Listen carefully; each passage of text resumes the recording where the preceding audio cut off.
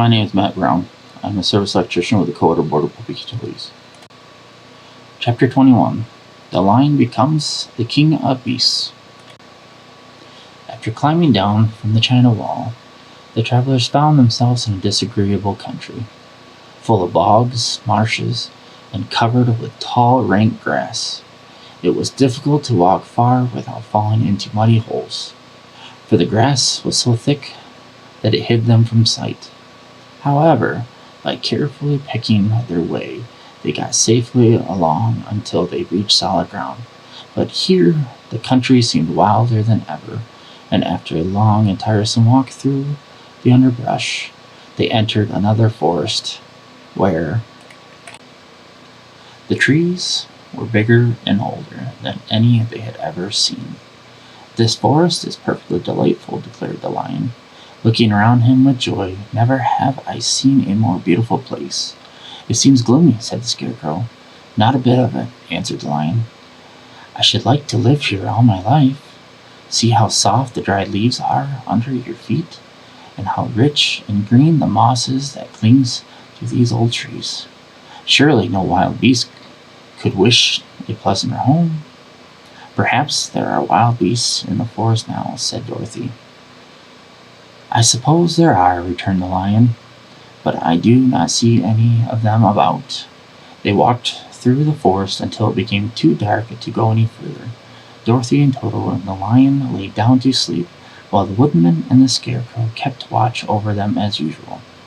When morning came, they started again. Before they had gone far, they heard a low rumbling as of the growling of many wild animals.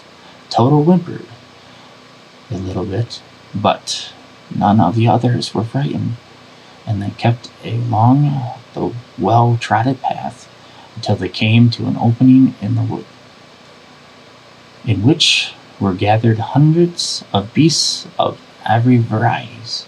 There were tigers and elephants and bears and wolves and foxes and all others in the natural history. And for a moment Dorothy was afraid.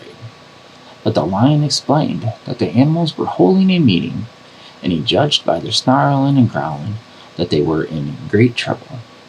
As he spoke, several of the beasts caught sight of him, and at once the great assemblage hushed as if by magic. The biggest of tigers came up to the lion and bowed, saying, "Welcome, O King of Beasts. You have come in great time to fight our enemy and bring peace to all the animals of the forest once more." "What is your trouble?" asked the lion quietly. "We are all threatened," and answered the tiger, "by a fierce enemy which has lately come into this forest. It is a most tremendous monster, like a great spider, with a body as big as an elephant and legs as long as a tree trunk. It has 8 of these long legs, and as the monster crawls through the forest, he seizes an animal with a leg and draws it to his mouth, where he eats it as a spider does a fly. Not one of us is safe while this fierce creature is alive.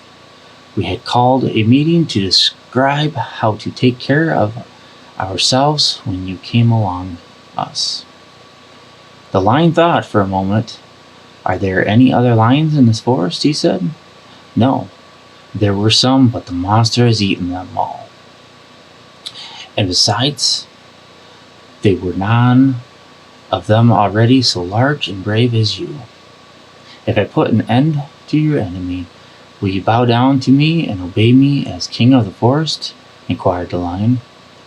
"We will do that gladly," returned the lion, and all the other beasts roared with mighty roar.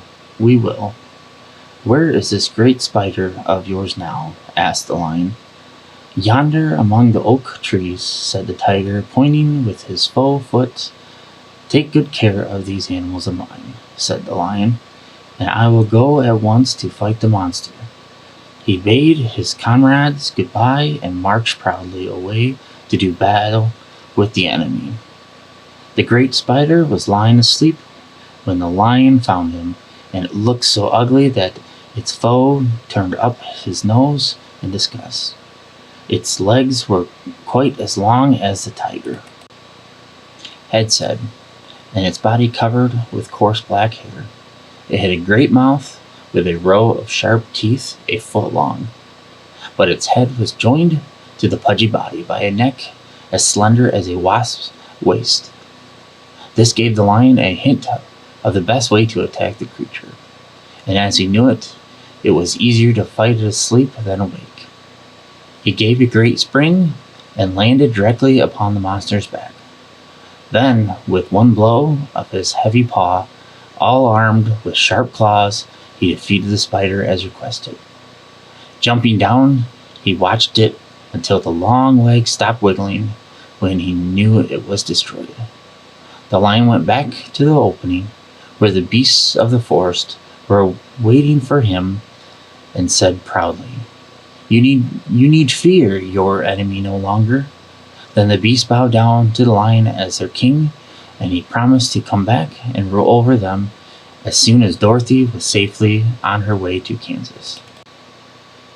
In Chapter 21, Dorothy and the others ran into a large group of animals, and as a public power rider, we have run-ins with animals as well.